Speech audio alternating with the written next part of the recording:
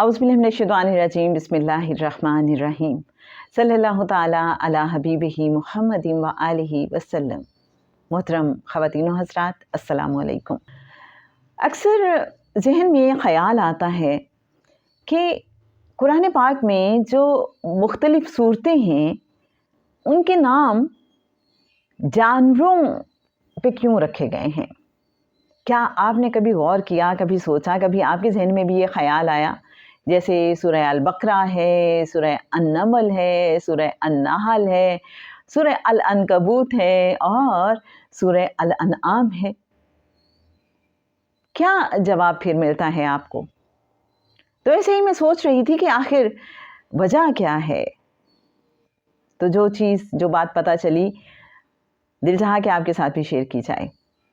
सूरह अल बकरा में जैसे हम देखते हैं तो क्या समझ आती है कि अल्लाह ने बनी इसराइल को एक गाय ज़िबा करने का हुक्म दिया है और वो हिलो हुज्जत कर रहे हैं, बहाने तराश रहे हैं, सवाल पे सवाल करते जा रहे हैं, कितनी उम्र की गाय हो, किस रंग की हो, और बहुत से सवालात। ये क्या तरीका है? क्या ये हुक्म बिला चुनो चरा नहीं मानना चाह रहे वो, इसलिए सवाल पे सवाल किए जा रहे हैं? क्योंकि तरीका तो ये होना चाहिए कि जब महबूब की तरफ से कोई हुक्म आ जाए तो अगला कोई सवाल है ही नहीं। इवन आपको अगर रूहानियत या तसव्वुफ में दिलचस्पी है तो आप जानते होंगे कि वहाँ एक बात समझाई जाती है कि मुर्शिद की अगर आपने इताअत करनी है तो सबसे पहले काफ छोड़ने होंगे, 5 काफ। कब, क्यों, कैसे, क्या, कहाँ। सवाल नहीं करने, सबमिट करना है, सरेंडर करना है। और यहाँ तो अल्लाह हुक्म दे रहा है कि गाय ज़िबा कर दो। ये समझ आती है, अल्लाह हमें इसमें ये समझा रहा है, और ये बहुत बड़ा एक कानून है कि जब अल्लाह की तरफ से कोई हुक्म आ जाए तो सरे तस्लीम खाम, फिर कोई सवाल नहीं, नो क्वेश्चन एट ऑल। सूरह अल अनआम देखते हैं तो उसमें एक बहुत बेसिक कानून बयान किया गया है। उसमें ख़ास तौर पे 4 जानवरों का जिक्र है, ऊंट, गाय, बकरी, भेड़। और ये वो जानवर थे जिन्हें मुशरिकीन ने बेबुनियाद तौर पर या तो हराम करार दे दिया था या हलाल करार दे दिया था। अल्लाह ने इस सूरा में फिर बताया है कि ये जो जानवर हैं ये अल्लाह की नेमतें हैं और तुम्हें चाहिए कि अल्लाह की नेमतों का शुक्र अदा करो, शुक्रगुजार बन के ज़िंदगी गुजारो। सूरह अल अनाम की आयत 142 तर्जमा है। और चौपायों में कुछ बोझ उठाने वाले और कुछ ज़मीन से लगे हुए हैं, जो कुछ अल्लाह ने तुम्हें दिया है इसमें से खाओ।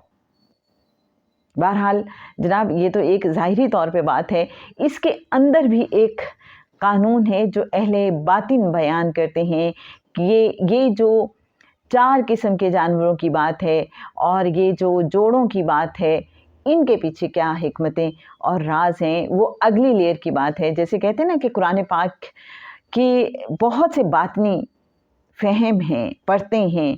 जैसे जैसे अल्लाह ताला किसी इंसान को इल्म अता करता है तो ये परतें खुलती चली जाती हैं। तो इनका हमारी ज़िंदगी से क्या ताल्लुक़ है, इंसानों से क्या ताल्लुक़ है, कभी आप गौर कीजिएगा, अल्लाह पाक ये राज भी खोलेगा इंशाअल्लाह।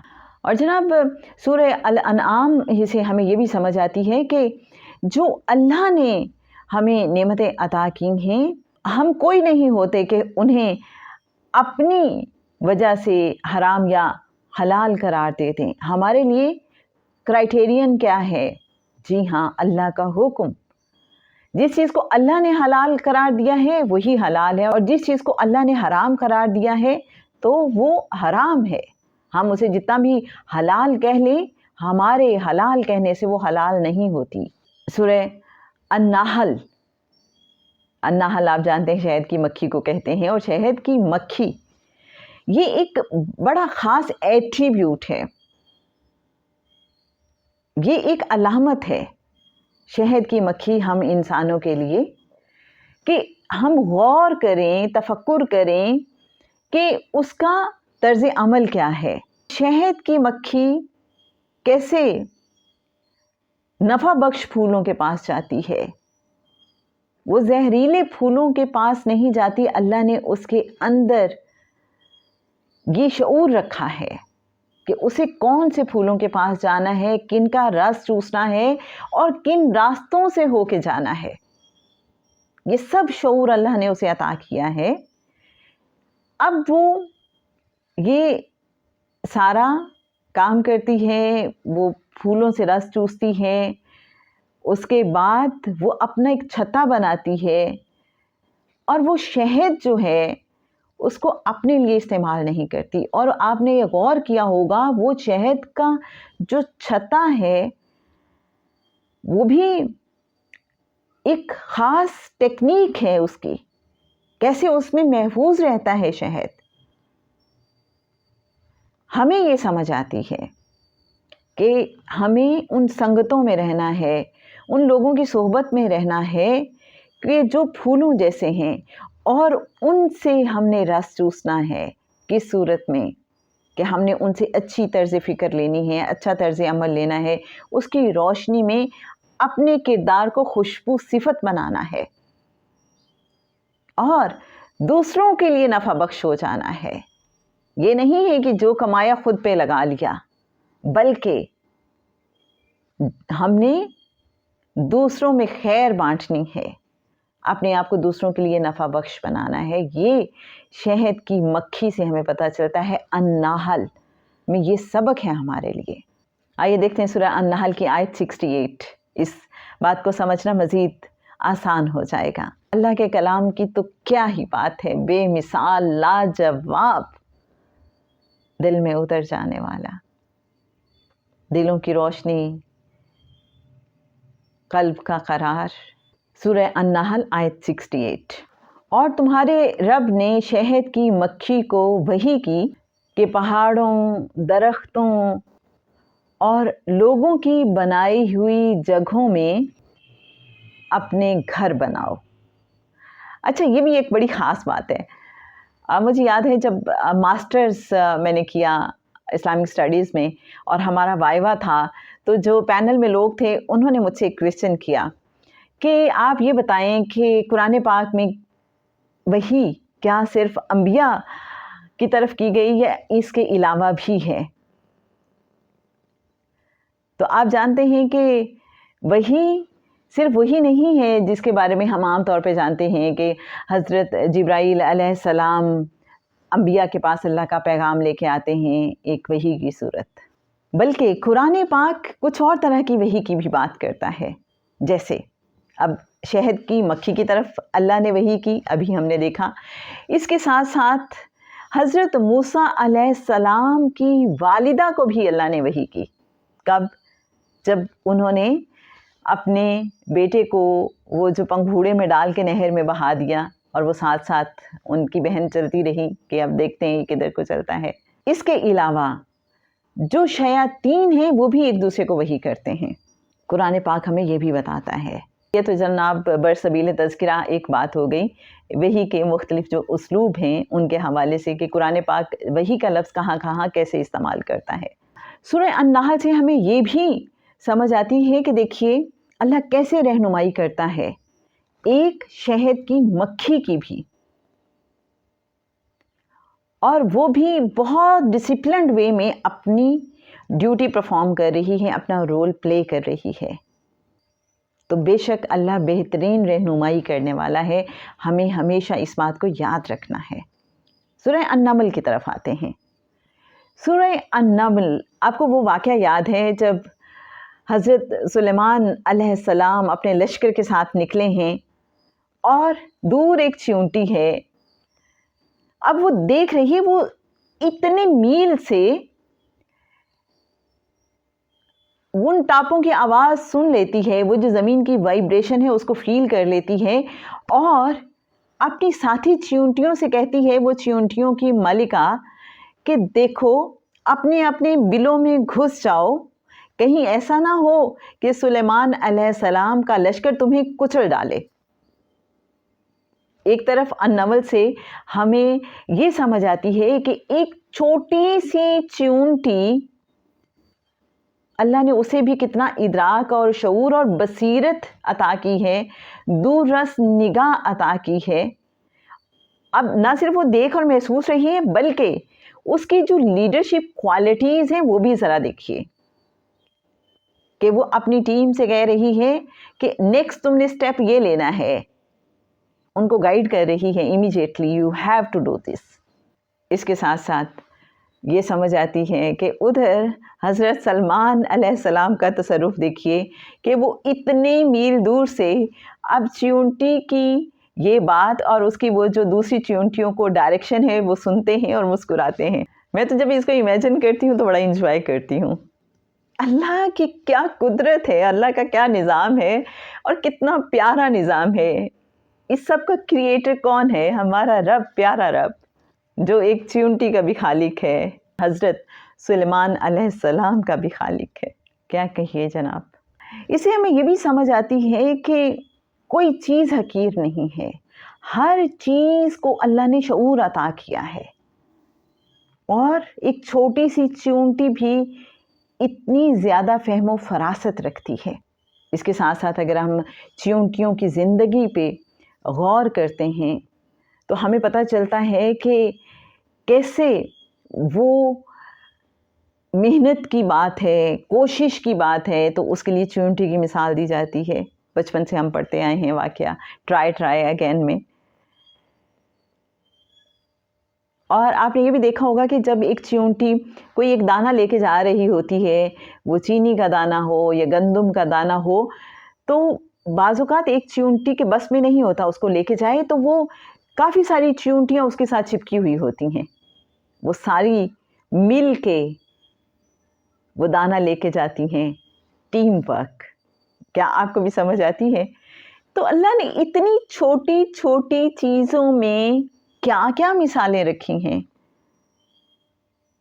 غور تو کریں، تفکر تو کریں کہ ایک چھوٹی سی چیونٹی ہمیں ٹیم ورک سکھا رہی ہے، اور پھر اسے پتہ ہے کہ کون سے سیزن میں میرے لیے باہر نکلنا پاسبل نہیں ہوگا، وہ اس کے لیے ذخیرہ کر رہی ہے۔ ایک چھوٹی سی چیونٹی کو بھی اللہ نے یہ شعور، یہ ادراک عطا کیا ہے کہ وہ اپنی خوراک کو ذخیرہ کر لیتی ہے۔ اور اللہ بے شک چھوٹی سے چھوٹی مثال دینے سے بھی نہیں شرماتا، وہ مچھر کی مثال دینے سے بھی نہیں شرماتا۔ سورہ النمل سے جہاں ہمیں ان سب باتوں کی سمجھ آتی ہے، اس کے ساتھ ساتھ یہ سمجھ آتی ہے کہ علم و حکمت کتنی بڑی بلیسنگ ہے، وہ آپ کو آنے والے جو وقت کے خطرات ہیں ان سے محفوظ کر لیتی ہے۔ سورہ العنکبوت میں جب بھی پڑھتی ہوں تو میرے ذہن میں امیجیٹلی وہ جو مکڑیوں نے جالا بنا ہوتا ہے وہ آ جاتا ہے، اور آپ کبھی غور کریں اس جالے پہ، وہ جو ویب ہے، کیا کمال، ایک چھوٹی سی مکڑی جو انتہائی نازک ہوتی ہے، وہ کتنی کاریگری سے وہ جالا بنتی ہے جو بڑا خوبصورت لگ رہا ہوتا ہے۔ اور اب آپ یہ دیکھیں، ہم دن رات ویب سائٹ کرتے رہتے ہیں۔ ویب، یہ پوری دنیا ایک اس ٹائم ویب ہے نا، ایک پورا نیٹ ورک سسٹم، تو ایک جالا ہی تو بنا ہوا ہے۔ یہ کائنات ایک ویب، ایک کنیکٹیوٹی، سب ایک دوسرے کے ساتھ کیسے جڑے ہوئے ہیں۔ ماڈرن ایج کی اگر ہم بات کرتے ہیں، اس کو اس اینگل سے بھی سمجھ سکتے ہیں، لیکن اس کے ساتھ ساتھ آپ نے کبھی دیکھا جب ہم گھر میں جالے اتار رہے ہوتے ہیں تو وہ جتنا بھی خوبصورت جالا ہو، جو ہو سکتا ہے مکڑی نے بڑی محنت سے بنا ہوگا، ہم ذرا سا اسے ہاتھ لگاتے ہیں، ذرا سا ٹچ کرتے ہیں، سارا کولیپس کر جاتا ہے۔ کیا سمجھا رہا ہے یہ تارے عنکبوت ہمیں کہ بے شک سب سے کمزور گھر مکڑی کا ہے، اور کمزور گھر کب ہوتا ہے؟ جب غیر اللہ پہ بھروسہ ہو، جب ہم اللہ کو چھوڑ کے من دون اللہ کا راستہ اپنا لیتے ہیں، جب ہم غیر اللہ پہ تکیہ اور بھروسہ کرنے لگتے ہیں، جب ہم اللہ پہ توکل، اللہ پہ بھروسہ چھوڑ دیتے ہیں، جب ہم اپنی طاقت، اپنے اختیار کو سب کچھ سمجھ لیتے ہیں، جب ہم یہ سمجھتے ہیں کہ یہ بندہ جو ہے یہ بڑے اونچے عہدے پہ ہے، یہ مجھے بچا لے گا، یہ میرے کام کر دے گا، میں اسے اپنے کام کرا لوں گا، میں اسے سفارش کرا لوں گا، ہم بھول جاتے ہیں کہ وہ جو رب ہے، ساری قوتوں کا، ساری قدرتوں کا، سارے اختیارات کا مالک وہی ہے، سب کا مالک وہی ہے۔ ہمارے پاس جو بھی سکلز ہیں، جو بھی اختیارات ہیں، جو بھی قوتیں ہیں، سب اللہ کی عطا کرتا ہے، ہمارا اپنا تو کچھ ہے ہی نہیں۔ تو ہم اس سے کیوں نہ رجوع کریں، اس سے کیوں نہ جڑ جائیں، اس سے کیوں نہ مانگیں، اس پہ کیوں نہ بھروسہ اور توکل کریں جس کا سب کچھ ہے۔ اسی سے کہیں کہ اللہ میرے لیے وسیلے بنا دے، میرے لیے آسانی کر دے، غیب سے اپنے جو خزانے ہیں ان میں سے مجھے عطا کر، پھر وہ جس کو چاہے وسیلہ بنا دے۔ ہمیں اپنی سوچ کے زاویے درست کرنے ہوں گے کہ ہم ہر چیز کو ان کیئر آف اللہ دیکھیں، میرا رب ہی مجھے عطا کرنے والا ہے، اور وہ جب چاہے گا تو مجھے وہاں سے بھی خیر عطا ہو جائے گی کہ جہاں سے مجھے صرف شر کی توقع ہے۔ سورہ العنکبوت آیت نمبر 41۔ جو لوگ اللہ کو چھوڑ کر دوسروں کو ولی بناتے ہیں ان کی مثال مکڑی کی طرح ہے۔ اور اسی طرح سے جناب آپ دیکھتے ہیں کہ قرآن پاک میں سورہ الفیل بھی ہے جس میں اصحاب الفیل کا ذکر ہے۔ آپ کو بیک گراؤنڈ تو یاد ہوگا، ابراہا ہاتھیوں کی فوج لے کے مکہ آیا تھا تاکہ وہ کعبے کو مسمار کر سکے، اور ہاتھی جو ہیں مکہ والوں کے لیے بالکل نیا جانور تھے، مکہ والوں نے ہاتھی نہیں دیکھے ہوئے تھے، اور ابراہا اپنی تئیں یہ رعب اور دہشت قائم کرنا چاہتا تھا ہاتھیوں کی فوج کے ذریعے مکہ والوں پر کہ وہ کوئی ریزسٹنس نہ شو کریں۔ لیکن سورہ الفیل ہمیں پیغام دیتی ہے کہ کوئی انسان جتنے بھی ناپاک باطل ارادے کر لے، اللہ کا ارادہ ہر چیز پر حاوی ہے۔ کوئی انسان جتنی بھی بری پلاننگز کر لے، اللہ کی پلاننگ ہر چیز پر حاوی ہے۔ اور اللہ کیا کرتا ہے کہ وہ جو ہاتھیوں پہ بڑا غرور فخر مان کرنے والے تھے کہ ہمیں تو کوئی شکست دے ہی نہیں سکتا، ہمیں تو کوئی پسپا کر ہی نہیں سکتا، تو اللہ نے ان اصحاب الفیل کو ابابیل کے ذریعے کیسے شکست دے دی کہ وہ کھایا ہوا بھس ہو گئے۔ وہ جو ابابیل منہ میں چھوٹی چھوٹی کنکریاں لے کر صرف ابراہا اور اس کے لشکر پر پھینکتے تھے، حالانکہ وہاں بہت سے اور لوگ بھی ہوں گے، لیکن آپ یہ دیکھیے کہ ان ابابیلوں کو یہ شعور اللہ نے عطا کر رکھا تھا کہ یہ جو کنکریاں ہیں یہ کن کو ماری جائیں گی، کس اینگل سے ماری جائیں گی، اور وہ کنکریاں ایٹم بم سے زیادہ خطرناک ثابت ہوئیں ابراہا اور اس کے لشکر کے لیے۔ یہ قرآن پاک اس کو پھر یوں بیان کرتا ہے کہ وہ ایسے ہو گئے جیسے کھایا ہوا بھوس۔ تو پتہ چلتا ہے کہ اللہ کسی بہت بڑی چیز کو ایک چھوٹی سی چیز کے ذریعے بھی شکست دے سکتا ہے اور دیتا ہے۔ تو اپنی پلاننگ پہ، اپنی طاقت پہ، اپنے وسائل پہ غرور کرنے والوں کے لیے یہ ایک بہت بڑا پیغام ہے۔ تو جناب ہم نے یہ آج سمجھنے کی کوشش کی کہ جو بھی صورتوں کے نام ہیں جانوروں کے نام پہ، تو وہ بس ایسے ہی رینڈملی کوئی نام نہیں رکھ دیے گئے، ان میں گہرے راز، حکمتیں اور پیغامات موجود ہیں۔ ہمیں ان کو سمجھنا ہے، ان پہ غور کرنا ہے، اور ان کی روشنی میں اپنی زندگی کو بہتر بنانے کی کوشش کرنی ہے۔ اپنے اندر وہ علم و حکمت، وہ فہم و فراست، وہ اللہ پہ توکل پیدا کرنا ہے، اور اللہ کے دوستوں کی سنگتوں کو اختیار کرنا ہے، اللہ کے حکم کو بلا چونو چرا ماننے کی کوشش کرنی ہے، سرنڈر کرنا ہے، سبمیشن میں رہنا ہے، سر تسلیم خم کرنا ہے۔ یہ کچھ کی پوائنٹس، آپ بھی اس حوالے سے کچھ شیئر کرنا چاہیں تو ہمیں بہت اچھا لگے گا۔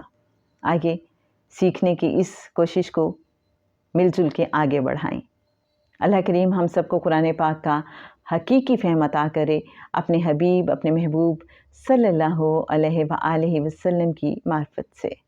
اللہم صلی علی سیدنا و مولانا محمد معدن الجود والکرم وعلی آلہ وبارک وسلم۔